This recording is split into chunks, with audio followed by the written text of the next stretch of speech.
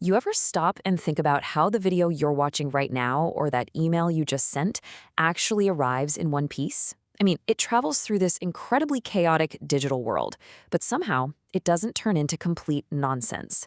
Well, today, we're going to lift the hood on the hidden, absolutely crucial process that makes sure every single bit of your data survives its journey. All right, so here is our game plan. We're going to follow just one little piece of data on the very first leg of its big journey across the internet, from one device to the very next one, and see all the clever ways it's protected along the way.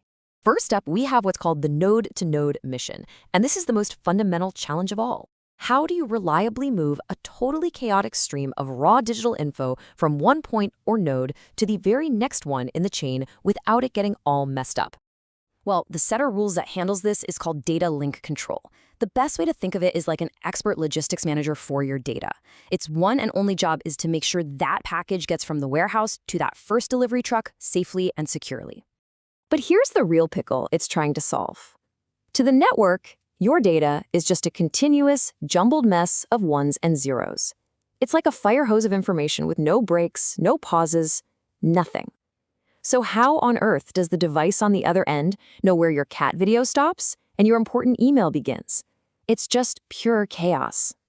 So how do we solve that chaos? Well, that's where our second section comes in, packaging the data using a process called framing.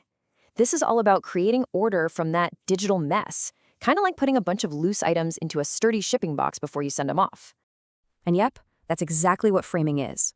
It's the process of taking that endless river of bits and chopping it up into these neat, manageable, and totally understandable packages. And these packages, we call them frames. So why do we even need these frames? Well, for a few huge reasons.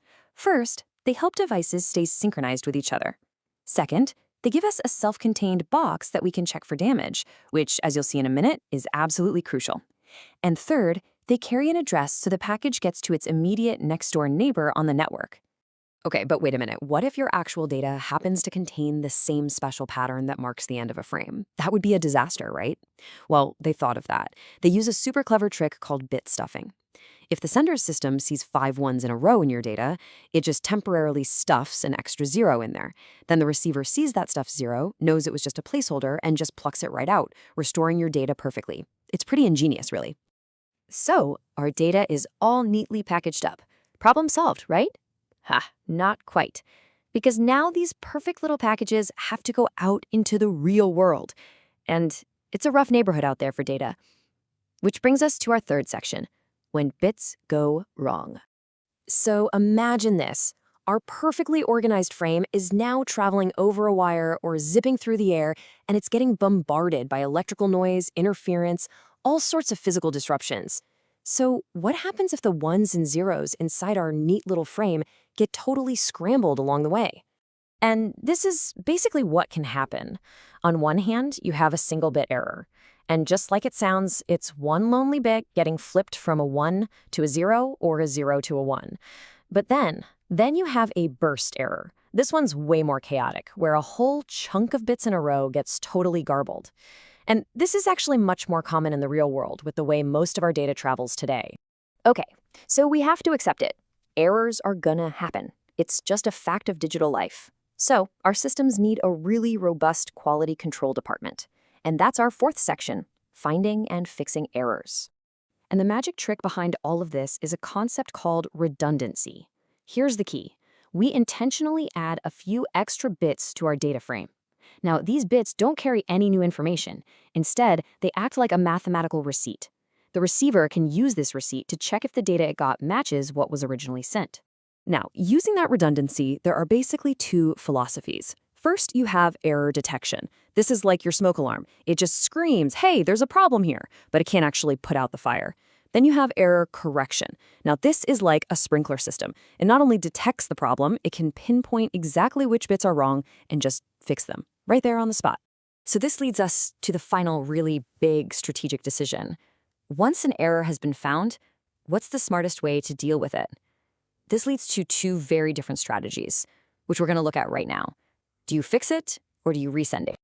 So the first strategy is called forward error correction, or FEC for short. This is where the sender packs in so much extra fix-it information that the receiver can literally repair the damage all by itself, no questions asked. The second strategy is way simpler, retransmission. With this one, the receiver just says, whoops, that last package was damaged. Can you please send it again? So the million-dollar question is, which one is better? Well, like with everything in technology, it's all about trade-offs. Check this out. Forward error correction is super fast. It has very low delay because you're not waiting for a resend. But it requires a ton of extra data, so it has high overhead. Retransmission is the total opposite. Very low overhead, but the potential for a really high delay.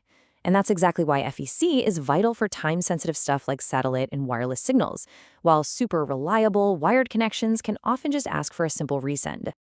And that brings us completely full circle. This one sentence really captures the entire mission we've been exploring.